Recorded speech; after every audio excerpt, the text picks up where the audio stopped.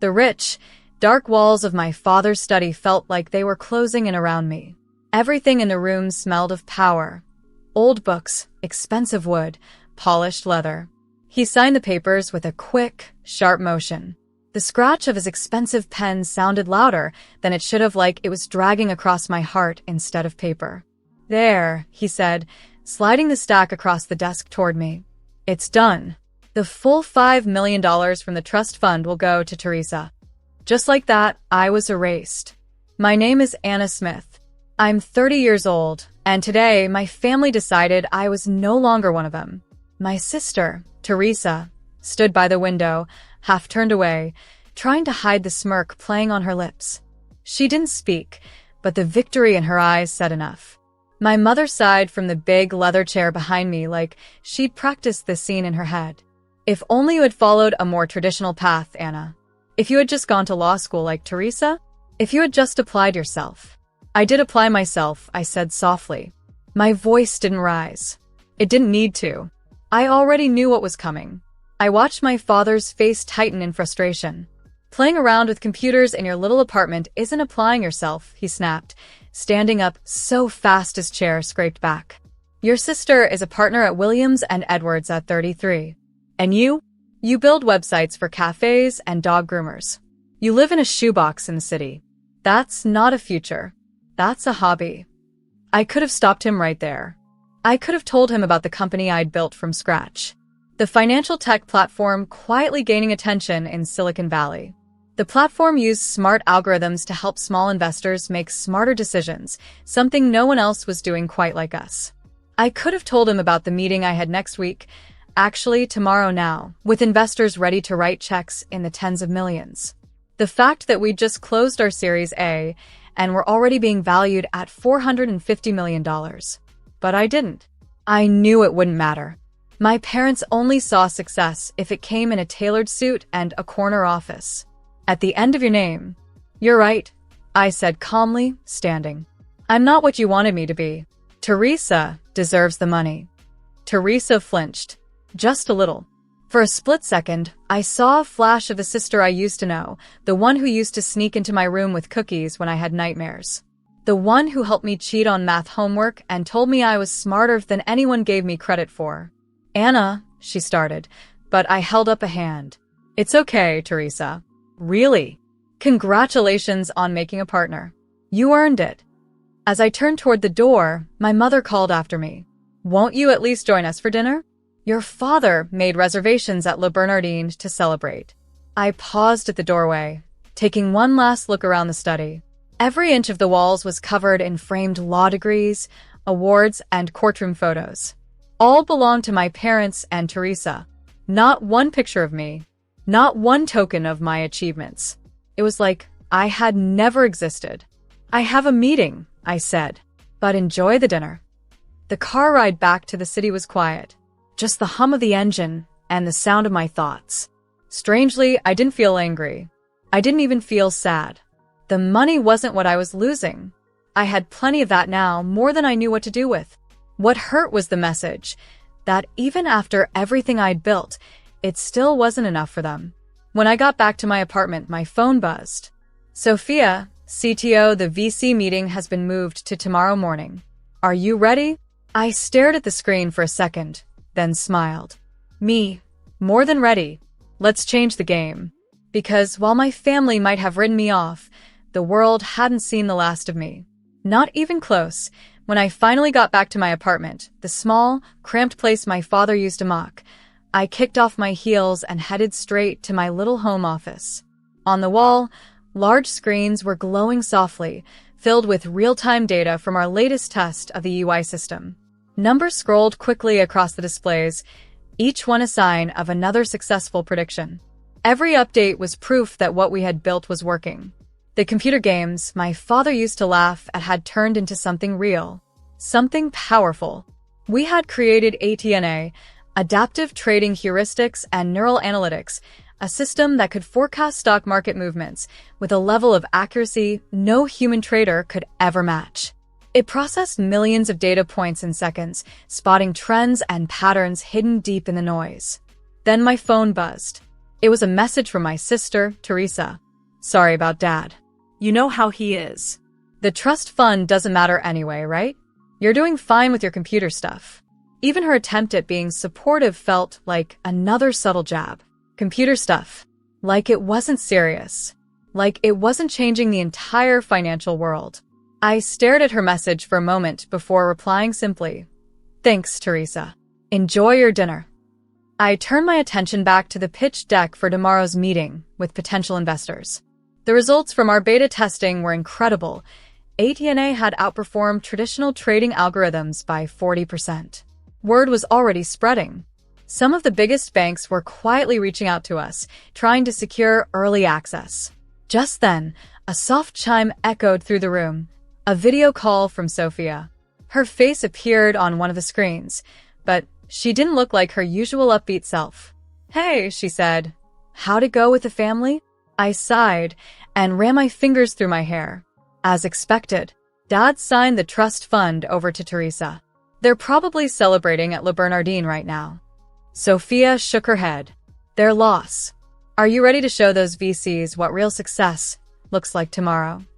I nodded, pulling up another screen filled with fresh test results. Actually, I've been thinking, what if we don't take the VC money? Sophia blinked. Wait, what? Anna, this is a $21 million investment we're talking about. At a $450 million valuation. That's the problem, I said, sitting up straighter. That's small thinking. Look at these results. We're ahead of the curve. We could go public in a year. If we take their money now, we give up control. But if we wait, we can build something massive. On our terms. Sophia went silent, absorbing it all.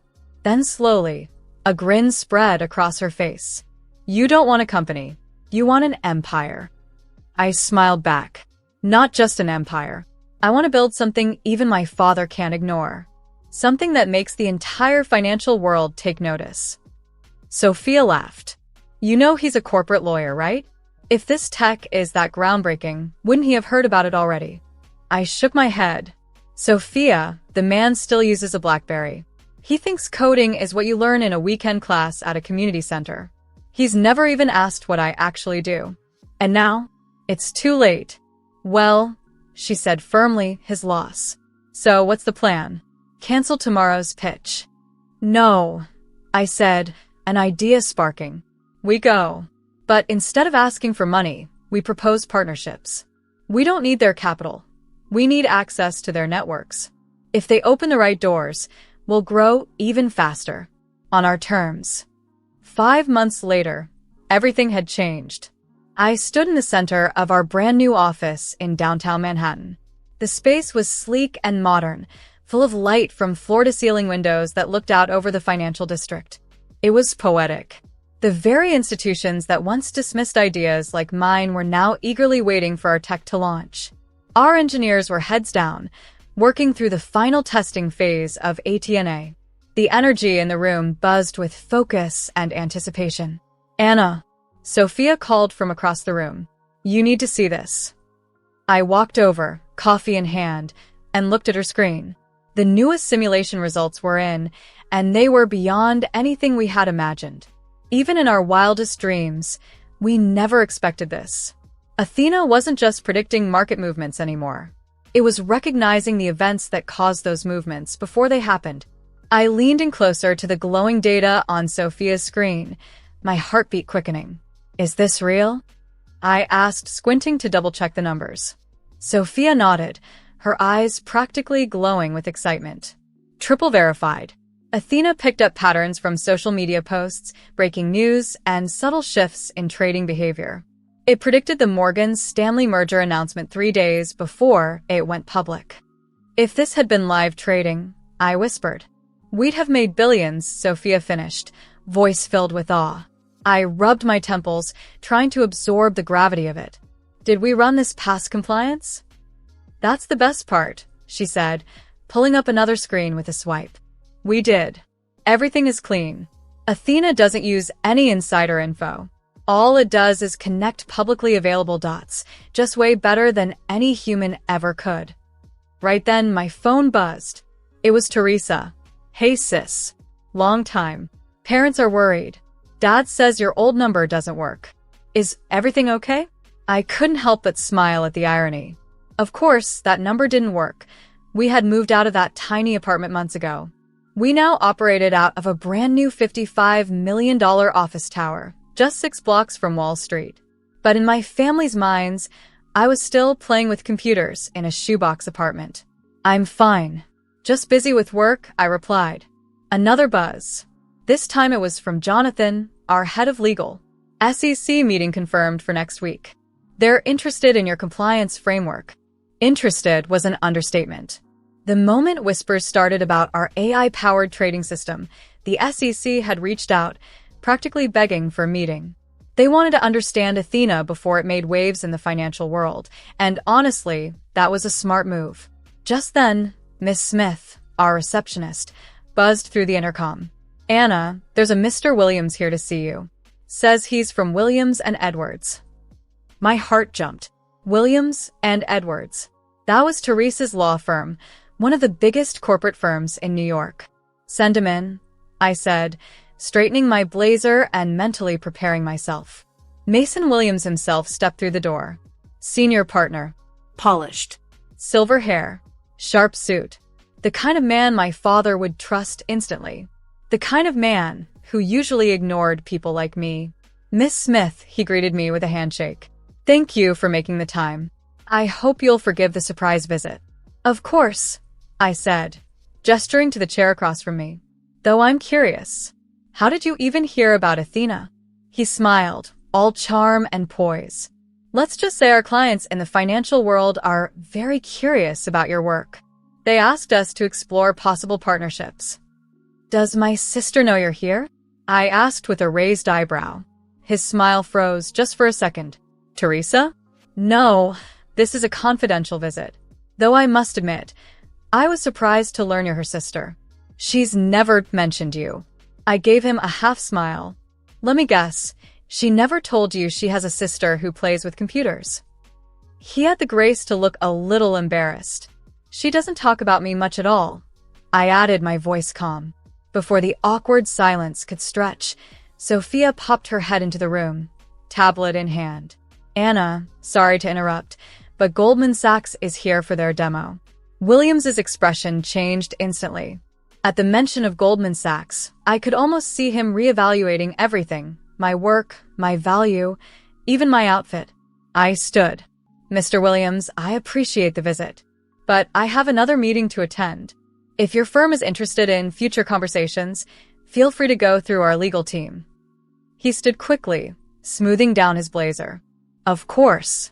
But Miss Smith, whatever Goldman is offering, we can match it. Williams and Edwards represent half the financial giants in this city. We know people. We open doors. I gave a small nod. We'll be in touch.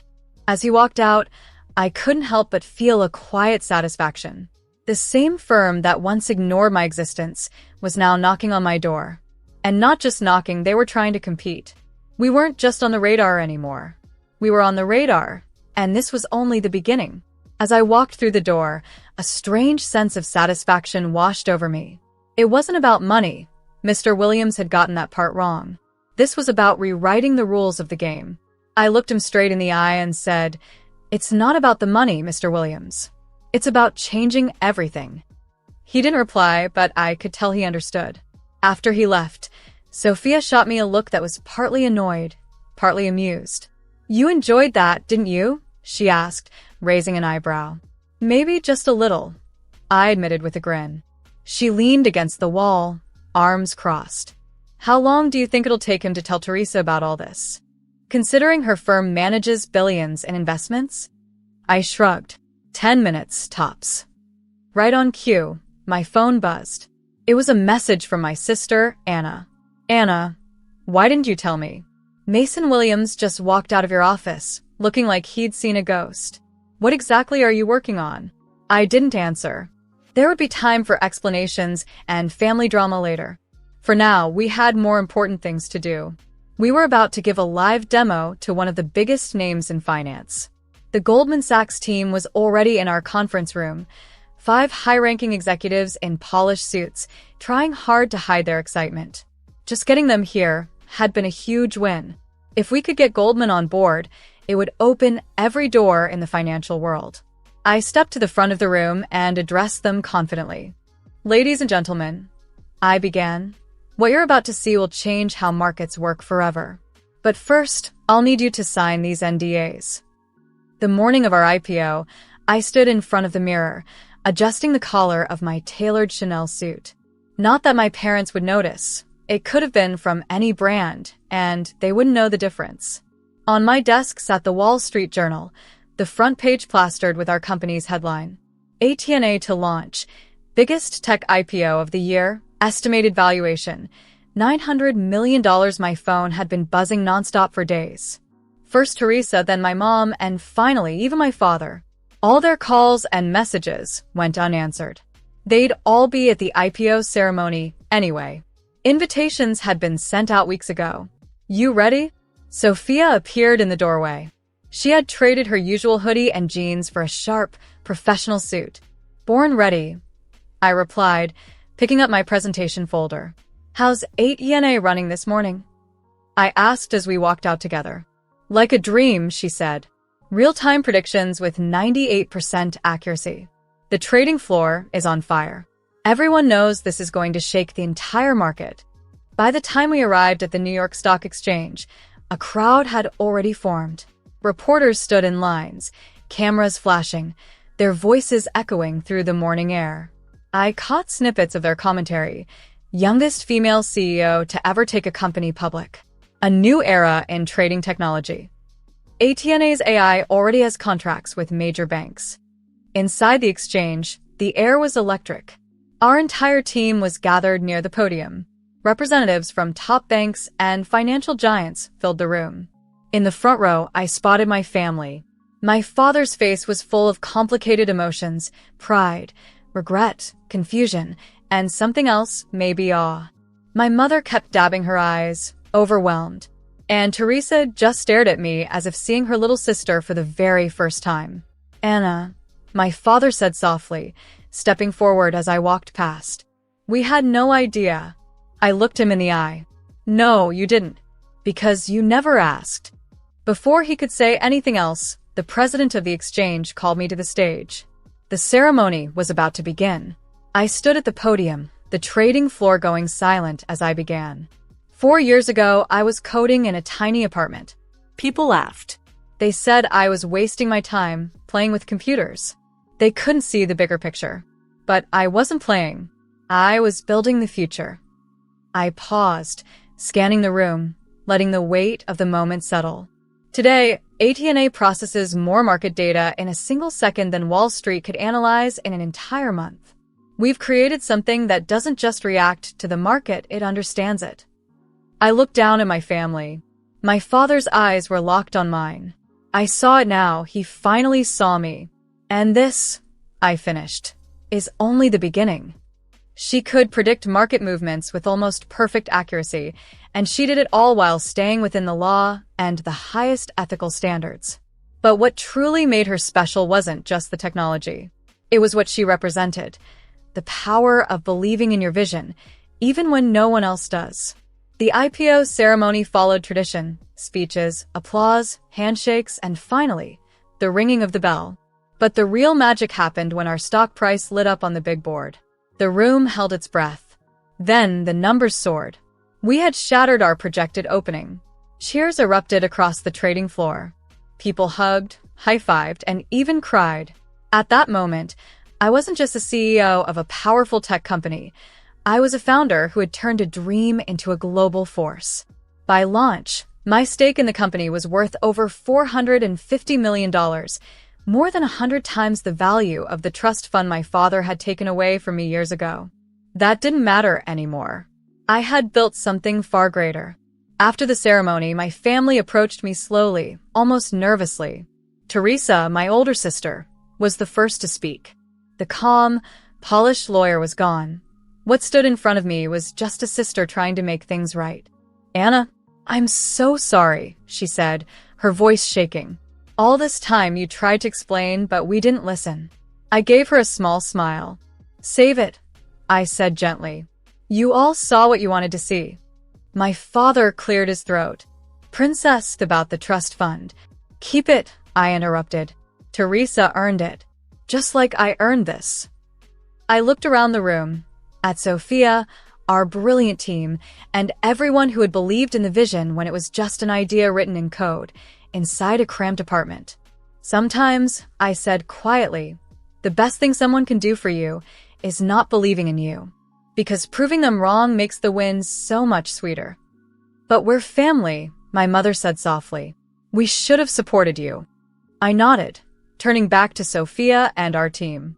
You're right, I said. We are family, which is why you're all invited to dinner tonight.